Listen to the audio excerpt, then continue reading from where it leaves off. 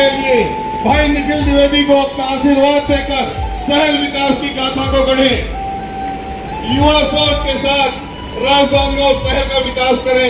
भाई निखिल द्विवेदी जी को पंजा छाप के 3 नंबर बटन पर अपना बहुमूल्य आशीर्वाद देकर विजयी बनाए। आज कांग्रेस पार्टी ने एक युवा को टिकट देकर राजनांदगांव की दिशा और दशा बदलने का कार्य किया। देखिए, राजनांदगांव नगर निगम की चुनाव है, वो 11 तारीख को उसका मतदान होना है और आज चुनाव प्रचार का आखिरी दिन है। हम बात करते हैं राजनांदगांव राजनीति के क्षेत्र पे। जो कांग्रेस के प्रत्याशी है निखिल द्विवेदी जी है और भाजपा से पूर्व सांसद पूर्व महापौर मधुसूदन यादव है। लेकिन कहीं ना कहीं बात की जाती है, जो एक वीडियो वायरल हुआ था बयानबाजी को लेकर, मां का दूध को लेकर भाजपा की तरफ से, उसके बाद राजनीतिक और क्षेत्र की जो है राजनीतिक गरमा की चुकी है।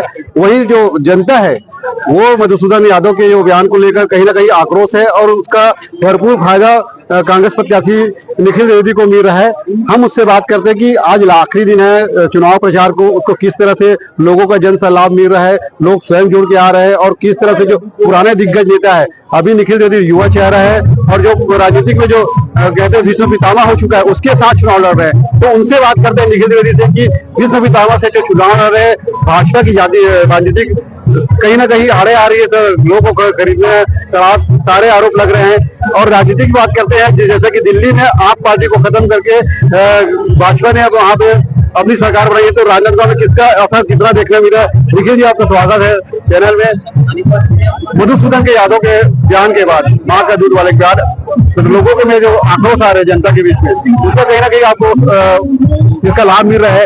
आप इस क्षेत्र में पुराने हैं, लेकिन जो विश्व पितामह कह सकते हैं, राजनांदगांव के भाजपा के पूर्व सांसद रहे, महापौर रहे, पार्षद रहे, यहाँ की राजनीति में उसका लंबा जानकारी है। आप उससे प्रतिद्वंदी कांग्रेस से क्या कहेंगे आप? मधुसूदन यादव जी राजनीति के विश्व पितामह है, बड़े भाई है, ठीक है।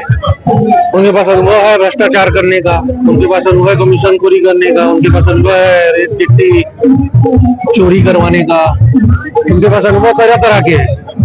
लेकिन मैं एक युवा चेहरा हूँ, मेरे ऊपर कोई दाग नहीं है, मेरे ऊपर कोई भ्रष्टाचार का आरोप नहीं है, मेरे ऊपर किसी तरीके का कोई दाग नहीं है। मधुसूदन यादव जी को उनकी हार सामने दिख रही है, वो लगातार बयानबाजी कर रहे हैं, मेरी माता के खिलाफ बोल दिया, माता के आंचल तक पहुंचने की बात कर रहे हैं, हार में क्षमा मांग रहे हैं। तो यदि वो विश्व पितामह होते, अनुभवी होते, तो शायद इस तरीके की बात नहीं करते। क्योंकि मैंने तो हमेशा उन्हें बड़े भाई का संबोधन दिया है, किसी भी सभा मंच में भी मधु भैया का है। जनता का आशीर्वाद मेरे साथ है, इस चीज का जवाब मैं देना नहीं चाहता। इस चीज का जवाब मेरी जितनी भी माताएं हैं राजनांदगांव की, वो 11 तारीख को मतदान करके और 15 तारीख के रिजल्ट के बाद मधुसूदन यादव जी को समझ में आ जाएगा कि वो किस माता का दूध पिए हैं या किसका दूध मैं पिया हूँ। जिस तरीके की अगर बयानबाजी कर रहे हैं, मैं बहुत सम्मान के साथ उनको यही कहता हूँ कि वो ऐसा ना करे। चुनाव 4 दिन का है, मुद्दों पे चुनाव हो, मूल्यों की राजनीति हो, गंदे तरीके से व्यक्तिगत आरोप लगाकर ये चुनाव न लड़े। राजनांदगांव शहर को संस्कार के नाम से जाना जाता है, राजनीतिक बहुत होती है यहाँ पे, लेकिन किसी पे आरोप प्रत्यारोप इस तरह के कभी सुनने को नहीं मिला है। लेकिन आप इस बयान पर युवा आपसे जुड़ रहे हैं, क्या कहेंगे इसमें? हजारों युवाओं का साथ है, शुरू से ही युवाओं का साथ रहा है और जिस तरीके से अनुभव की बात करते रहे। इसके पहले भी मधुसूदन यादव जन भागीदारी समिति के अध्यक्ष रहे हैं विजय कॉलेज के। मुख्यमंत्री रमन सिंह जी पूरी ताकत लगा चुके हैं और उनके बेटे सांसद रहते हुए पूरी ताकत लगा चुके हैं। लेकिन चुनाव में जीत केवल एनएसयूआई के छात्रों की होती थी और जीत को पीछे कौन रहता था वो पूरी जनता जानती है। तो इसके पहले भी कई बार इनको हरा चुके हैं, ये चुनाव भी बहुत आसानी से हरा है।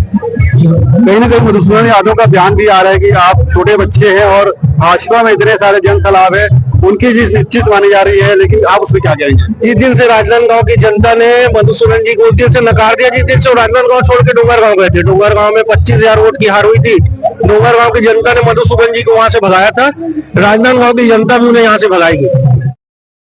आप दावा कर सकते हैं कितने वोट जीत सकते हैं? ये राजनांदगांव का चुनाव है, संस्कार धनी का चुनाव है। ये कोई दावा नहीं कर सकते कि हम 1,000 वोट से जीतेंगे कि 1 लाख वोट से जीतेंगे। लोगों का आशीर्वाद लगातार प्राप्त हो रहा है, क्या पता लहर ऐसी हो कि मधुसूदन जी जमानत भी ना बचा पाए। तो छत्तीसगढ़ की बात करें, नगर पंचायत नगर निगम का तो सबसे कम उम्र है और युवा चेहरा निखिल द्विवेदी कांग्रेस प्रत्याशी। आप जब जीत के आते हैं तो पहली प्राथमिकता शहर के लिए क्या रहेगी? शहर की सेवा करना ही मेरी पहली प्राथमिकता है। लोगों के दुख सुख में खड़ा होना ही मेरी पहली प्राथमिकता है। उनकी मूलभूत समस्या को दूर करना ही मेरी पहली प्राथमिकता है। चाहे वो बिजली, पानी, सफाई, स्वास्थ्य, यही सब व्यवस्था करना मेरी पहली प्राथमिकता है। साथ ही शहर को आगे विकास की गति देना मेरी पहली प्राथमिकता है। पार्किंग की व्यवस्था करना मेरी पहली प्राथमिकता है। शहर के साथ मिलकर, नई सोच के साथ, युवा सोच के साथ शहर को, संस्कार धानी को आगे बढ़ाने की मेरी पहली प्राथमिकता है। अमन चैन के साथ शहरवासी रहे, ये भावना को आगे बढ़ाने का मेरा पहली प्राथमिकता है। देखिए, अभी जो आज चुनाव प्रचार का आखिरी दिन है, आज चुनाव प्रचार थम जाएगा, उस पर आप जनता से क्या अपील करना चाहेंगे? जनता से ये अपील करना चाहूंगा कि एक युवा साथी को मौका दे। 5 बार मधुसूदन यादव चुनाव लड़ चुके हैं, पार्षद भी लड़ चुके हैं, महापौर भी लड़ चुके हैं, सांसद भी लड़ चुके हैं, फिर से आ गए हैं मैदान में।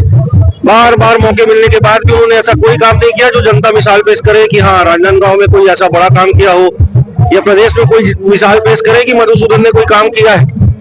लेकिन बार बार मौके मिलने के बाद भी उन्होंने कुछ नहीं किया है। भारतीय जनता पार्टी के लोग भी आक्रोशित हैं। उनके युवाओं से भी मैं अपील करता हूं कि आपका भविष्य छीनने का काम करें मधुसूदन यादव जी। थोड़ा विचार करिए, इस बार युवा चेहरे को आगे बढ़ाइए। आपको भी पार्टी युवाओं को मौका देगी, आपकी पार्टी भी।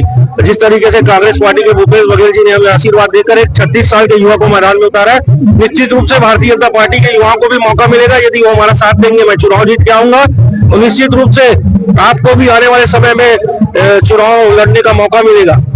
लेकिन निश्चित तौर पर ये जो राज्य महापौर चुनाव से कहीं ना कहीं संस्कार रहित शहर को एक ऐसा बयानबाजी मिला जिसके कारण संस्कार रहित जो लोग हैं उनको कहीं ना कहीं ठेस पहुंचा है। और कांग्रेस प्रत्याशी की बात करें, युवा चेहरा है, युवा को मौका मिला है। यहाँ बहुत से दिग्गज बड़े नेता है, लेकिन उनको ना मिलकर एक युवा चेहरे को मौका मिला महापौर के लिए। और निश्चित तौर पर आज जो चुनाव प्रचार का आखिरी दिन है, उसमें युवाओं का जो भीड़ देखने को मिल रहा है, वो वास्तविक में जो समझ में आ रहा है कि कहीं ना कहीं युवा चेहरे को मिलने के बाद युवा उससे जुड़ रहे हैं।